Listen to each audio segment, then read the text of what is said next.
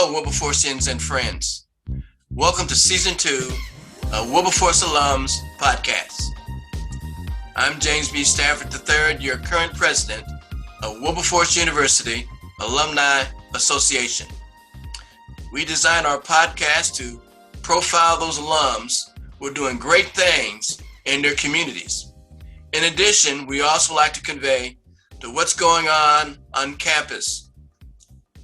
So we have a great conversation for you this time around on this particular episode coming up. So stay tuned.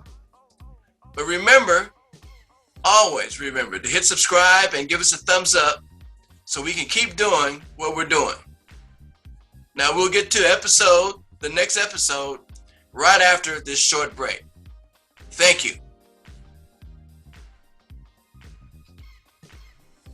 Good evening, Wilberforcians.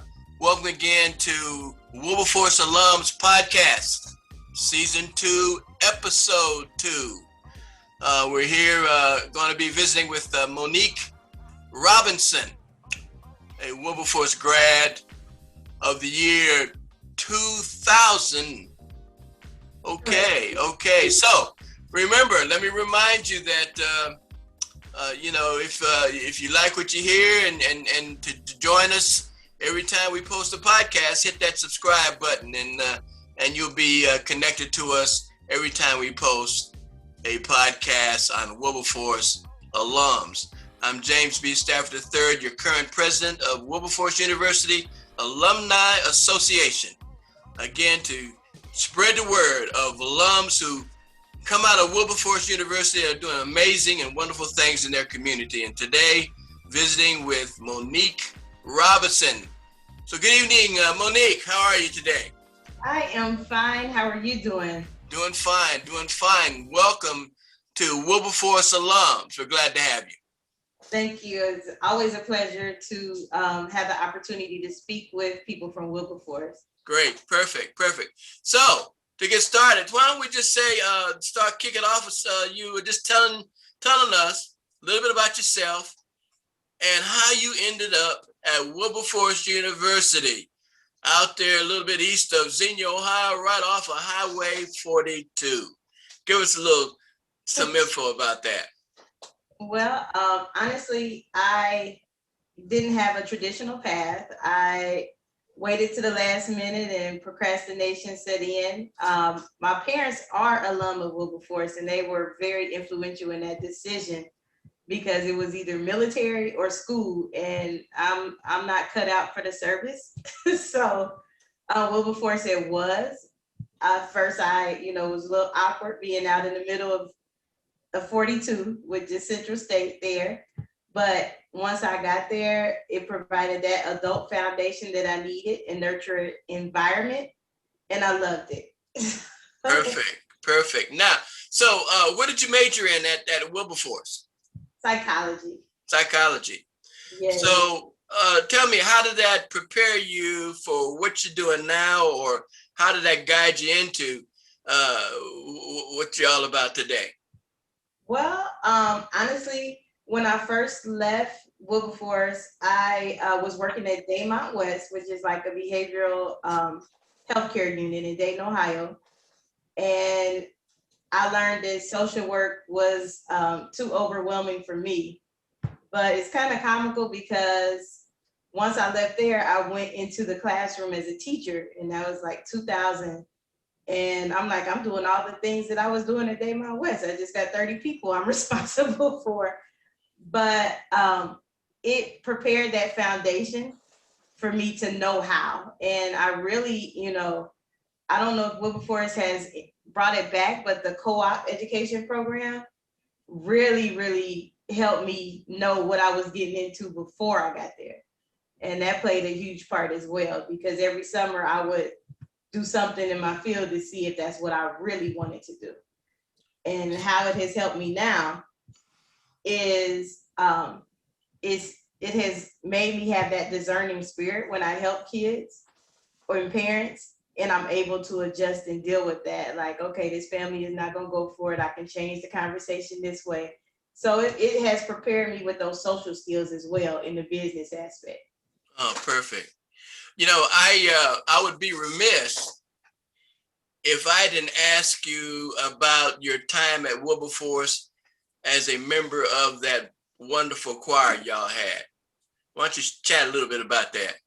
Oh wow, that I made some of the best friendships in the choir. I was able to go to places I know that I would not be able to attend or go to without, even being part of that. We literally sang from sea to shining sea. One of my favorite fondest memories, I guess I can say it that way, is to be able to walk through the pyramids of Egypt, to be able to see that, once in a lifetime thing for free, and we were guests as the U.S. ambassador, we were guests of the U.S. embassy twice while I was there. And I know, and I looked up how much it costs. I know there's no way, not even on the little money I make now, I can't afford that trip. But we were able to see and do so much. Like we met Felicia Rashad, we met her mom, we toured the museum. Like we've done so many things. And that's why it's heartening, it's heartbreaking that kids aren't offered that opportunity now. Like Wilberforce doesn't have the university choir. They may have a gospel choir, I don't know. But the university choir, we were able to sing classical music, show our versatile, voices and different things like that. And we're able to tour in, especially in the fall, where we would go to all the AME conferences because of, get to meet the different people there. And that experience is like I said, is once in a lifetime. You don't hear kids say, "Hey, I got to go here for free." Amen. No. Amen. So yeah, I wish I would bring it back. Yeah, and you know what? I remember the choir. I don't know if you remember when y'all came to Memphis many years ago to perform. I remember that. And matter of fact, I came to watch y'all perform. So in connection with that, though, y'all cut a CD or a couple of CDs. Matter of fact, I have one of those CDs that was cut back then. So how was that to do that in the studio? How did that work out for you? That experience actually was at, I can't think of the church, I think of McKinley Church in Dayton, Ohio, I believe. That's where we made both of those, if I'm not mistaken. The second one we might have made in at Payne Theological Center when it was by Central State. But it was an experience. It was a long night. I remember that. I did sing a couple solos on one or two of them. I still have like the part of the CDs, and sometimes when I get homesick or I miss Wilberforce, I play it and listen to it and like, oh man, I miss my friends, because they're not just friends, the bonds that we made, they're family. Yeah, right.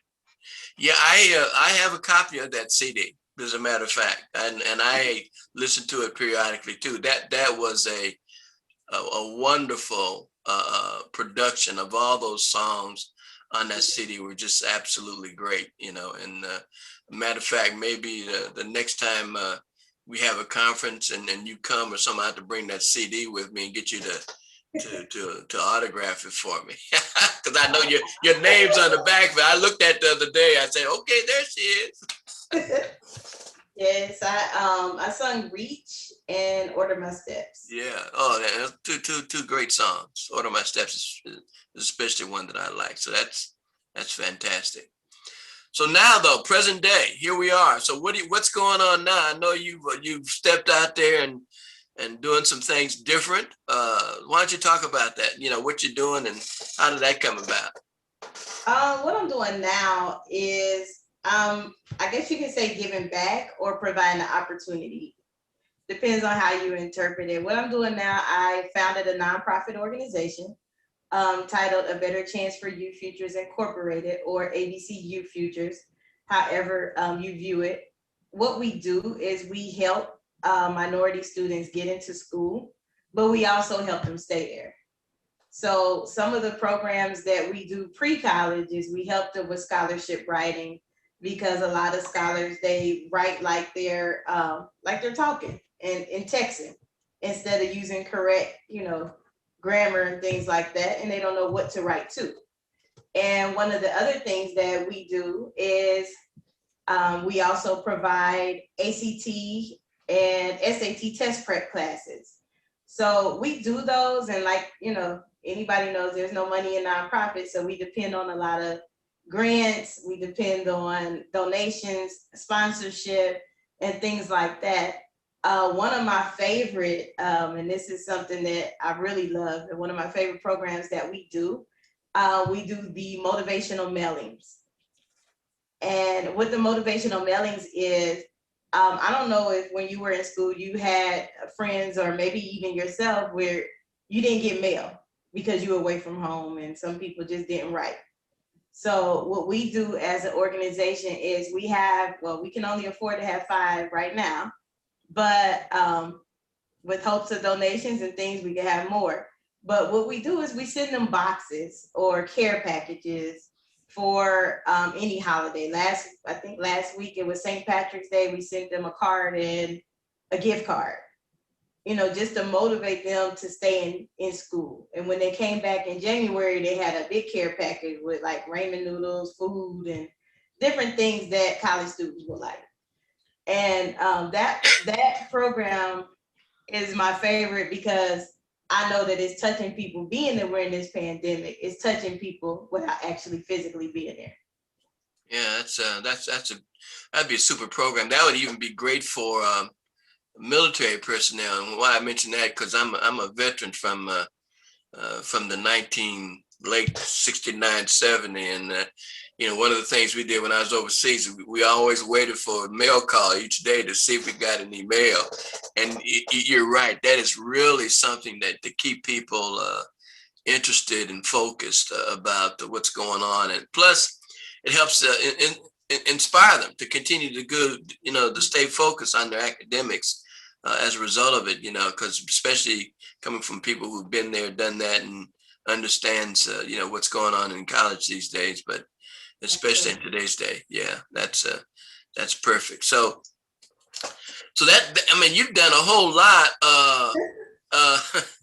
and you were a major in psychology, right?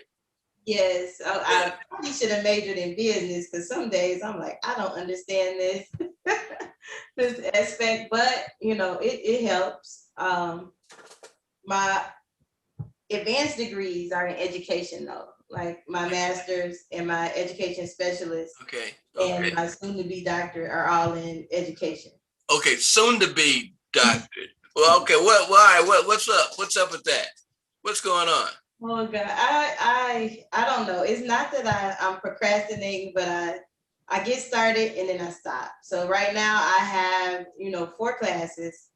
I'm going to finish. That's why I said my soon to be, because I'm tired of putting it off. I have no excuses. Like I have to get it done because some of the kids that I have mentored are now master's students. I'm like, oh no, I gotta get ahead. I done mentored them and pushed them. I gotta push myself too. So that's why I keep saying soon to be. So I'm gonna have to slow things down, finish, so that way I can just be like, look, I did it, But it's more of not just to show them that I can. So when do you expect to finish now? When does the soon to be become reality? It's here. We done. Okay. Huh? It should be by December of this year. Yes. Oh, that is soon to be. Yeah. So I'm in the dissertation phase. So go ahead, say it again. I'm in the dissertation phase. So yeah. Well, yeah, you're about to wrap it up, and that's usually the one that takes the most time is writing that dissertation and then preparing for defending your dissertation, because that can get a little onerous at times. So yeah, well, that's great. That's fantastic. So what do you do for? Are you still singing? I mean, is that still in the for someone who has such a super voice? I'd hate to hear that you're not doing much of that anymore. I mean, gee, what's you still doing that a little bit or what? I do sing a little. I have been working on a music project as well, but I can't really speak too much on it. But I have been working on that. I just don't want to let it, like you said, you don't use it, you lose it. So I do, but not as much as I used to. Not nearly as much as I used to say. Wow. Okay. Well, you need to get back into that. Don't let that go. Yeah, because that's great. The type of work that you did while at Wilberforce in that choir that y'all had was outstanding, and you sang several solos. You need to keep that up. Don't let that fall by the wayside. Yeah. Yes. So I know as it relates to the Alumni Association, you're involved now too, or getting involved. So why don't you talk about what has motivated you to kind of, say, hey, let me see if I can help along these lines some. Well, several things. One is I know I can't talk about a problem if I'm not in the valley to make the solution possible. So one of the things that have motivated me the most is a lot of distinguished people have graduated from Wilberforce. One of the gaps that I know we have is we're not working together to promote each other's businesses. And my logic is like, okay, if we all work together, we all win. And that's the gap that I found since I become, a business owner, and I provide platforms for people to speak and talk about their business, just like you're doing here on the podcast. I do the same thing on Sundays where I have influential graduates from HBCUs. I prioritize Wilberforce, but everybody is welcome. And even last night, I think I told one of our classmates, because he had a podcast that I was on, and even he asked, well, what do we need to do with this? I said, we need, as young people, pay our alumni dues. Amen. Pay your alumni dues so you can have a seat at the table, so you can speak about things. Yes. Right. So, and not question, okay, where is this going? Where is that going? Yes, it's good to know that information. But you have to at least first have a seat at the table and listen, and then you can respond. So I did mention that last night. So I do, and I'm going to be really honest and transparent. I think it was Saturday. That was my first meeting as, a committee, with and I was like, oh my God, I'm the youngest person in this meeting. I don't need to talk. No. See, you don't need to think like that. Everybody, can participate, and everybody has a voice, and you don't need to sit back and not articulate your voice, because who knows what you're talking about is what we need to hear, and maybe that's something that we need to try. And I was glad to see, you're participating, because that's exactly what we need. And I'm glad to hear you to share that comment about, we need to get a seat at the table, because you do, and we need to have more folk, who are getting a seat at the table, regardless of that age. We just need everybody to talk about,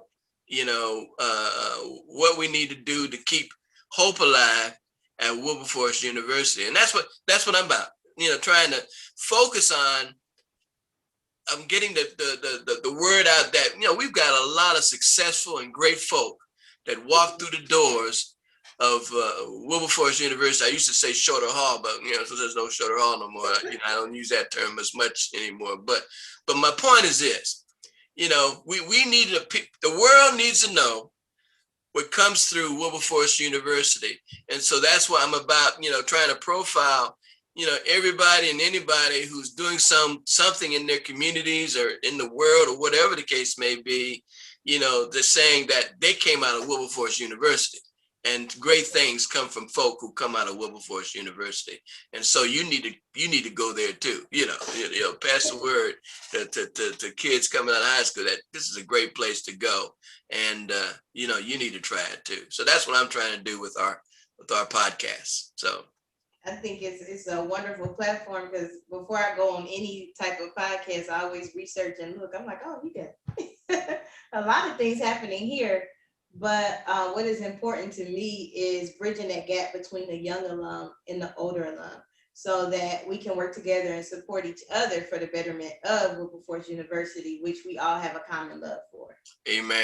And so, that gap needs to be bridged. And here's the thing, here's the point, is at some time the young alums transcend to older alums.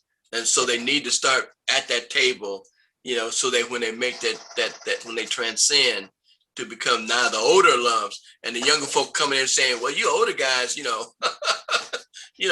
need some help or whatever, because that's what happens. Because that happened to me, because I used to talk about, well, the older folk, they just don't want to listen to me. And now I look back and I say, ooh, I'm one of the old folk, and I remember those times. So, hey, wow. It's perfect. It's absolute necessary for y'all to come and participate, regardless of the age of the folk in these committees. I mean, because what y'all have to say, especially in today's day and time, when there's different nuances that we all have got to deal with, and sometimes y'all deal with it better than us older folks. So thank you for giving back and working with the Alumni Association. Now, I do have a question. Do you think that we could possibly set up like in a mentoring thing where, they say you're the president of the Alumni Association, you can mentor somebody. So when they get to that point, they're able to, succeed and carry on the legacies that you have created. Good question, Monique, because it's funny because we were looking at Wilberforce University, a new director of alumni affairs. And one of the questions I always ask is, how can we get younger folk, as you matriculate through the university, stay connected after you graduate and become, members of the Alumni Association? And the answer I always got was, well, you need to start when they walk in the door as freshmen. You need to start planting them seeds, about, here's what you need to do, and, to be successful here. And then when you finish, your journey is not over.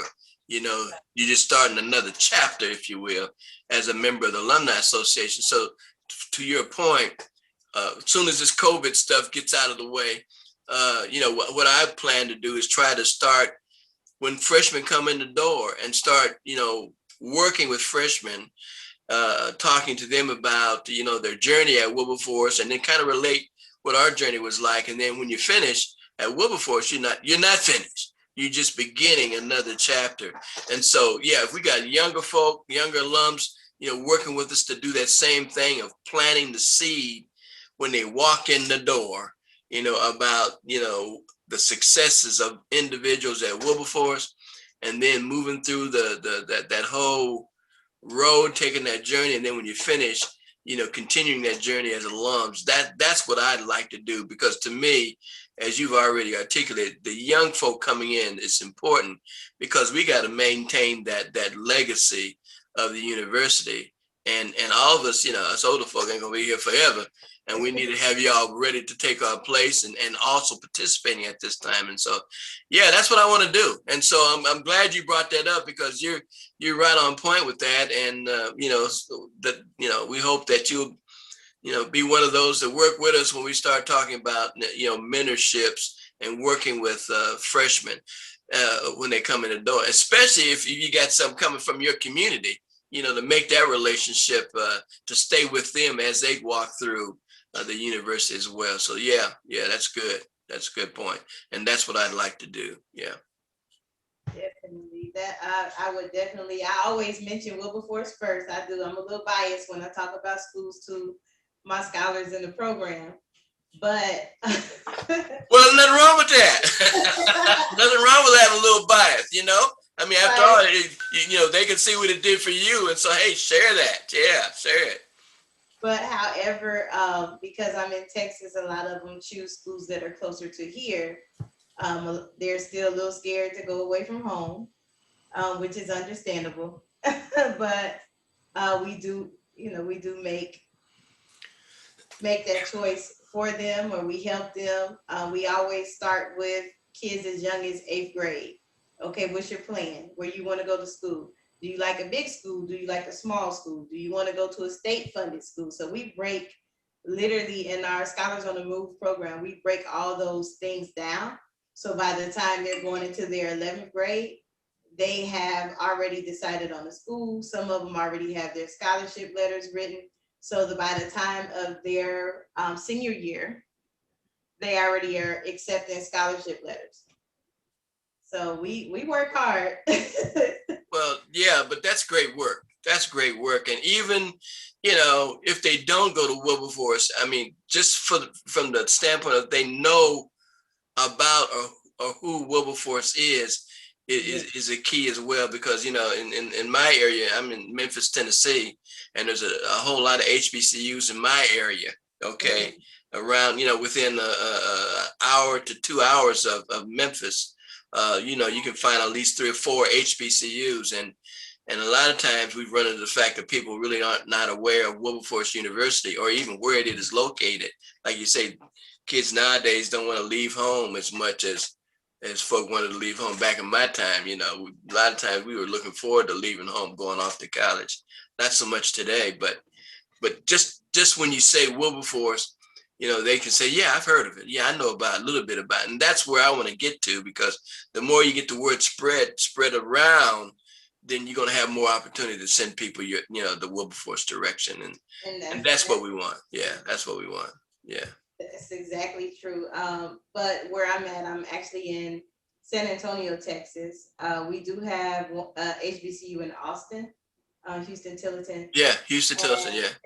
There's several others, but however, to get our community to understand the significance of HBCUs has been a challenge the last 4 years. However, we have seen a light since the presidential election. Now people are starting to, oh, I know what an HBCU is now. I'm like, good.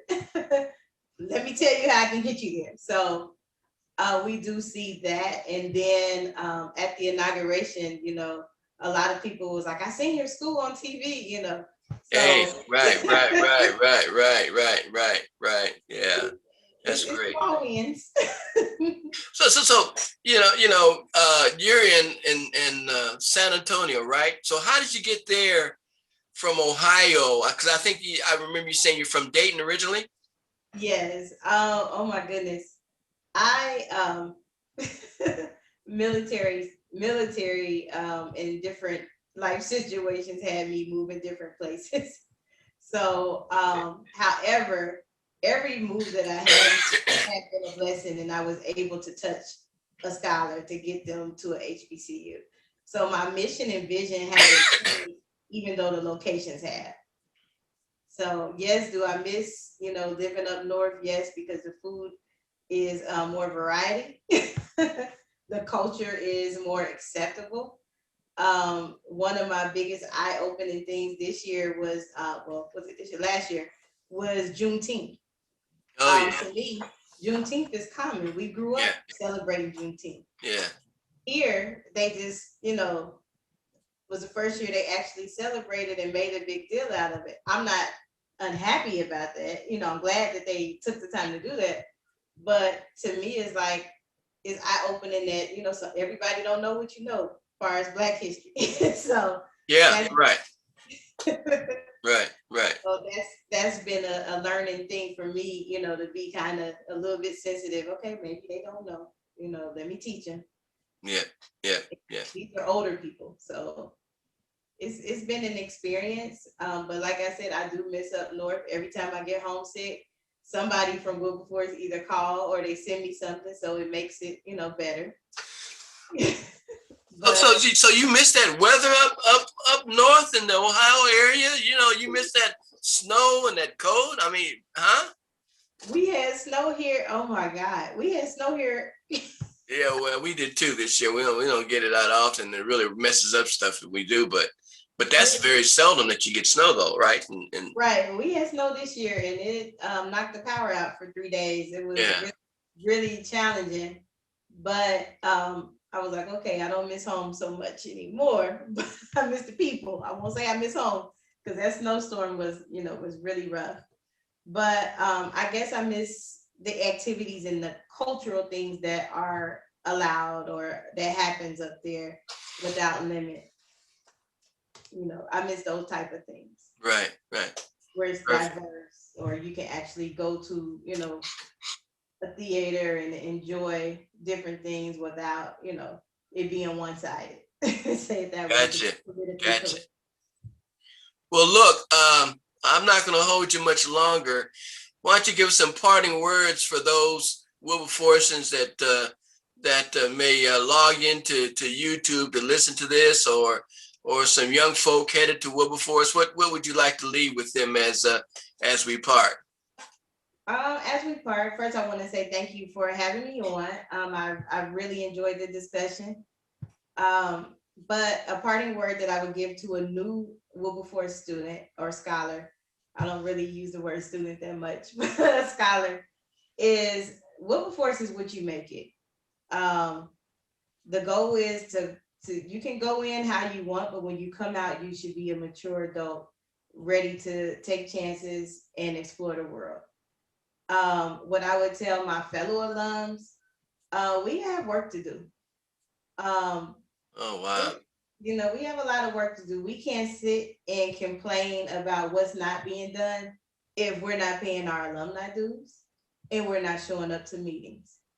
I understand, you know, it's a house divided or what have you, but we cannot, I'm gonna repeat it again, we cannot bring a problem if we're not making a solution. And the solution is pay your alumni dues.